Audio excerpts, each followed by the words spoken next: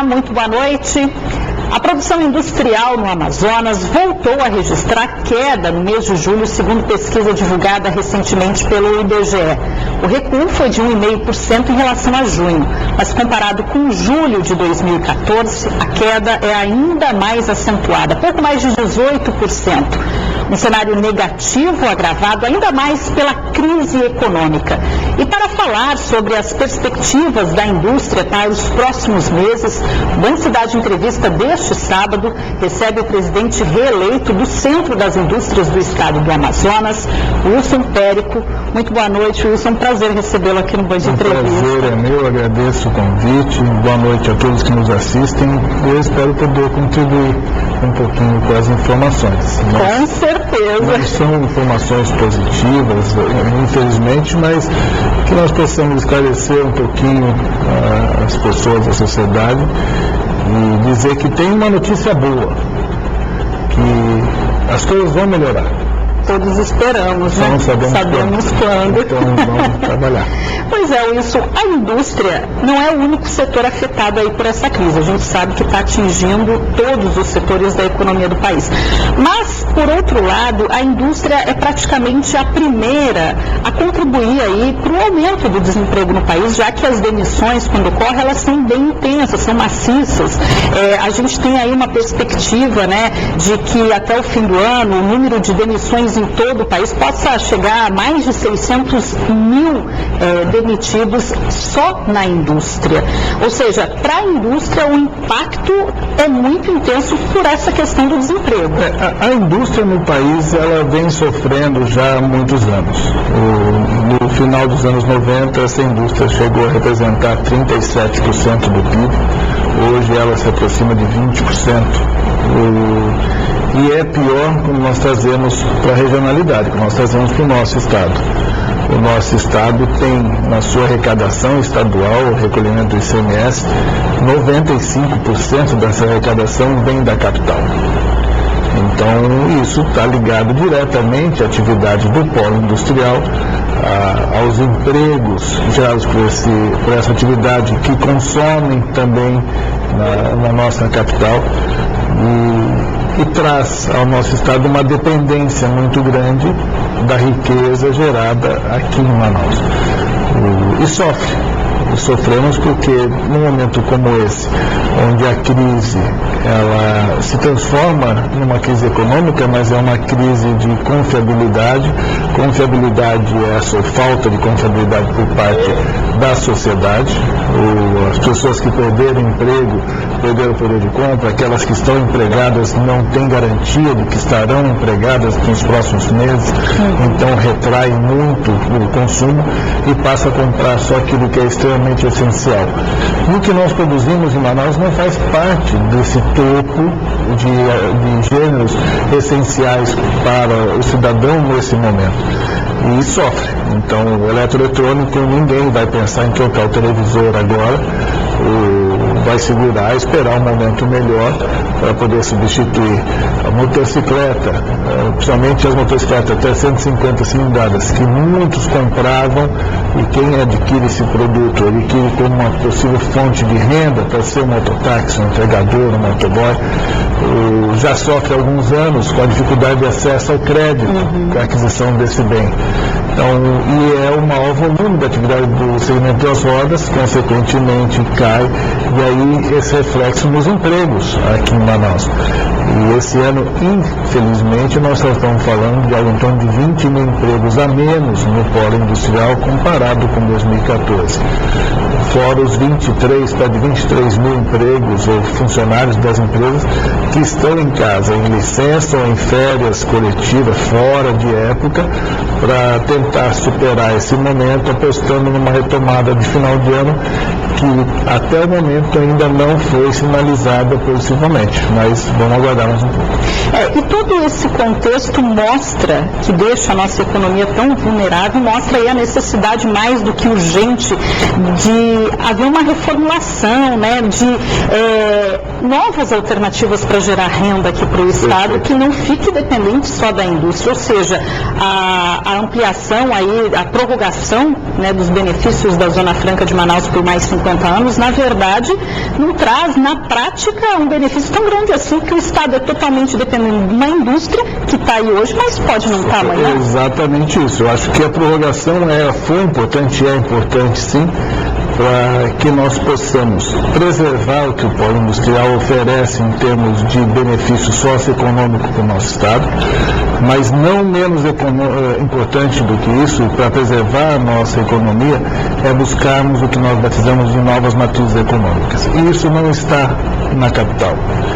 Isso são atividades, são necessidades que fogem dos muros de Manaus. Nós temos que olhar para o interior. Como eu falei, 95% da arrecadação do ICMS vem da capital, ou seja, nós temos 61 municípios desse estado que praticamente não geram riqueza, mas tem potencialidades inúmeras a serem exploradas. Minerais, minérios, insumos para a indústria de fármacos, para cosméticos, a questão do turismo ecológico, a piscicultura, fruticultura, uma infinidade de atividades e potencialidades presentes nesses municípios que precisam, desde já, e é de suma importância e urgência, que precisam iniciar a ser desenvolvidos. O governo do Estado já percebeu isso. Ele percebeu, então, já perceberam isso, mas nada parece que está sendo feito. De novo, a gente tem que entender a preocupação do governador do Estado com a queda da arrecadação e a dificuldade que ele tem tido em manter os programas que ele tinha em mente projetados para esse mandato. Com essa situação econômica, a arrecadação cai. Muitos desses projetos não sairão do papel ou terão um tempo maior para serem implementados. Mas o governador Zé Melo, ele tem a consciência da urgência e emergência de desenvolvermos essas novas matrizes econômicas. E eu falo que são premissas de crescimento do poder público estadual, são necessidades que nós, da atividade produtora, representantes de classe, tanto patronal quanto laboral, já entendemos que nós não podemos assistir o filme se repetir. Quando eu falo isso é porque o nosso Estado passa pelo terceiro momento de sustentação socioeconômica. O primeiro foi lá na época do extrativismo, que produzia-se aqui borracha, jute e malva. Esse estado do Amazonas foi o estado que mais contribuiu com a balança comercial do país, com as exportações, principalmente nos períodos de guerra. E isso, ninguém se preocupou à época em desenvolvermos novas tecnologias para aquela atividade extrativista e nem desenvolvemos novas atividades econômicas que pudessem dar uma maior tranquilidade para o nosso estado. Findou que hoje a Malásia é o maior exportador de borracha do mundo. Existem estados do sul e sudeste que produzem mais borracha que o próprio Amazonas, e isso deixou de existir. E o Amazonas tem essa potencialidade. Toda natural. O segundo momento foi o advento da Zona Franca focado no comércio. E esse comércio sustentou esse estado durante pelo menos 2 décadas e que, com uma canetada do governo Collor, deixou de ser competitivo. Com a abertura do mercado brasileiro para produtos importados, o Amazonas deixou de ser, Manaus deixou de ser um atrativo a visitantes que vinham para cá fazer compras no centro da cidade. E a indústria veio a reboque. E hoje nós estamos assistindo essa indústria passar por dificuldades. E nós não podemos ficar assistindo. Nós temos que fazer alguma coisa diferente, e só se tem resultado diferente fazendo coisas diferentes. E é por isso que o desenvolvimento dessas novas matrizes são de extrema urgência para o nosso Estado, para que o nosso Estado deixe de ser hoje refém e dependente como é da capital, possa gerar riquezas e rendas no interior e aí distribuir essa riqueza por todo o Estado.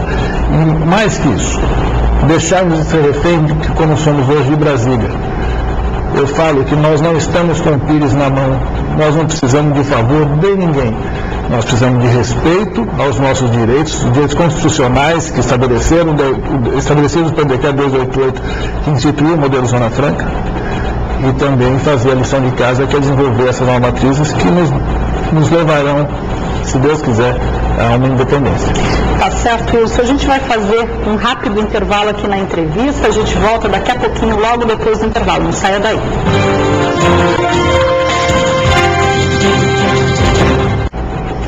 Estamos de volta com o Band Cidade Entrevista deste sábado, que hoje recebe o presidente do CEAM, o Centro das Indústrias do Estado do Amazonas, Wilson Périco. Bom, Wilson, a gente estava falando no bloco anterior da necessidade urgente, do Estado criar aí novas alternativas que possam gerar renda para o Estado, aumentando a arrecadação, para que a gente fique menos dependente da indústria, menos dependente da capital, estimulando isso, essas alternativas no interior do Estado. E a própria indústria vem contribuindo para que projetos como esse, para desenvolver novas alternativas, possam sair do papel. Além dos tributos, dos impostos pagos pelas indústrias, tanto no âmbito federal, como estadual, como municipal, o decreto que institui a Zona Franca traz uma isenção, que é o IPI, ele traz redução de outros impostos, como o imposto de renda, como o imposto de importação.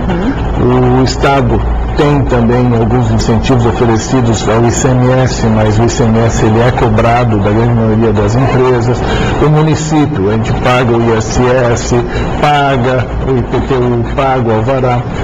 Além disso, as indústrias contribuem com taxas estaduais e federais. Falando do nosso Estado, ou seja, por que do nosso Estado? Porque isso nós vamos pedir bênção para Brasília. Esse recurso é destinado ao nosso Estado, é recolhido aqui. Nós temos 3 rubricas. A UEA, que ela é custeada através do faturamento, um percentual do faturamento das empresas. O ano passado foram 387 milhões de reais repassados para a UEA.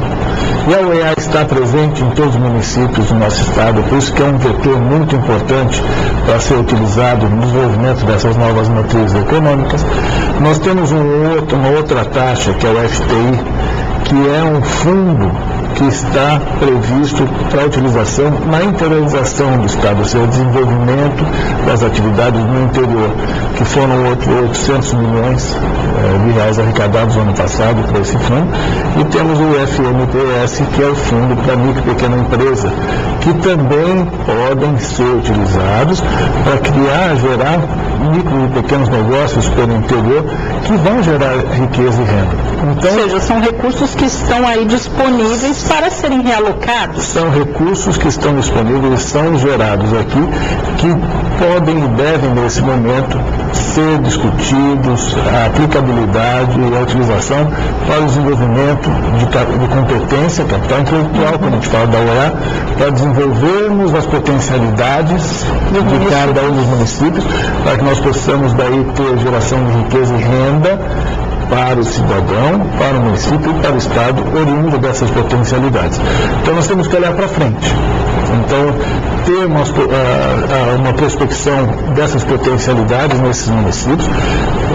A instituição estabelecer os conselhos desses fundos para que nós possamos, a sociedade, o poder público estadual e todos os agentes participarmos de uma discussão transparente da melhor forma de conduzir a aplicação desses recursos de forma a obter o melhor resultado possível para o cidadão, para os municípios e para o Estado.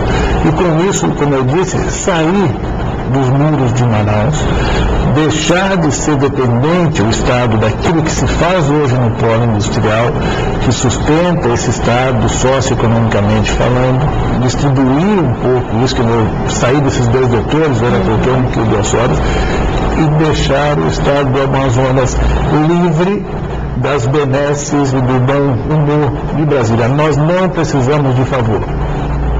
Nós precisamos de respeito.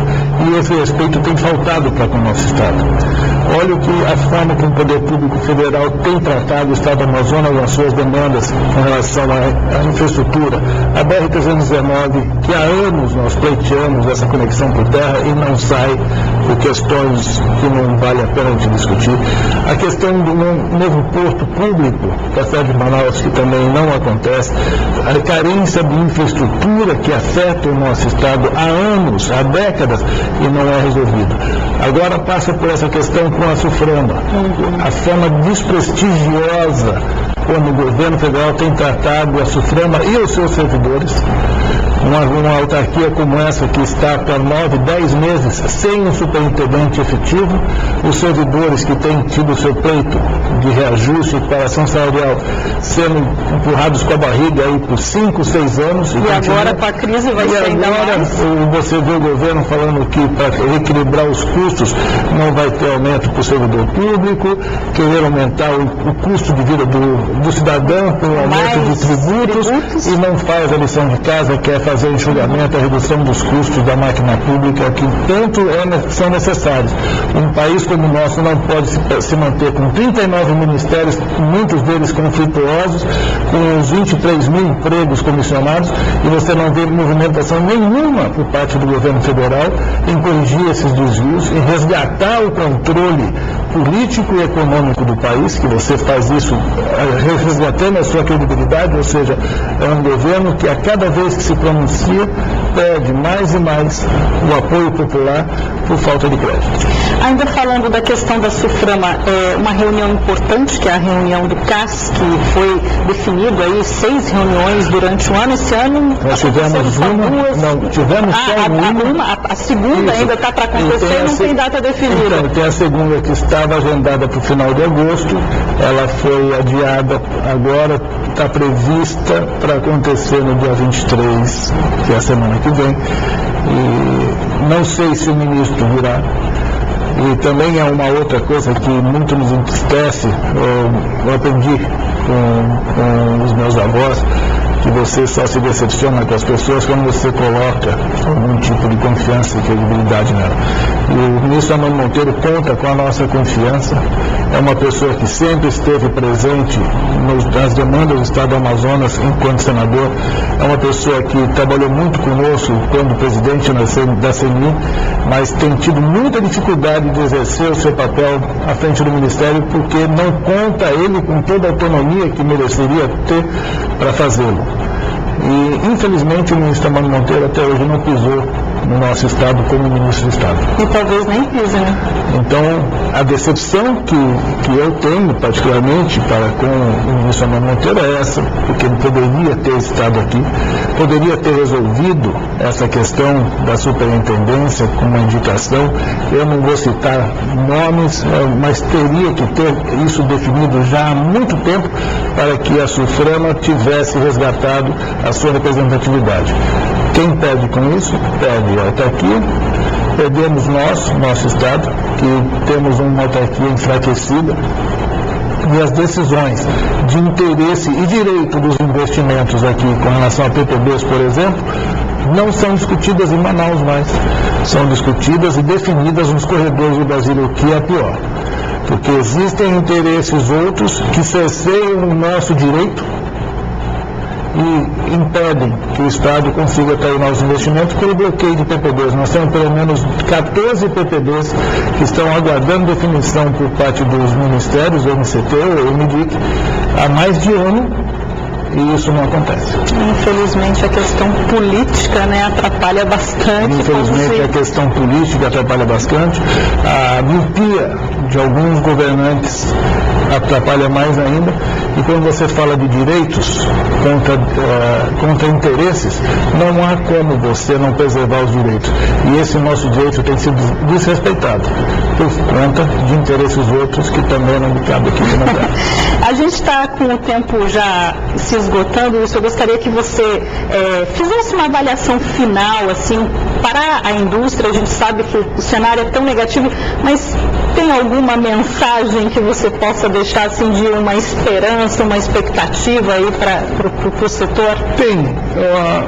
Eu li um livro de um amigo chamado A Ordem Mundial, que é do Harry Kissinger, e ele fez um mapeamento das regiões do mundo e países de diferentes culturas para encontrar esse equilíbrio, essa ordem mundial.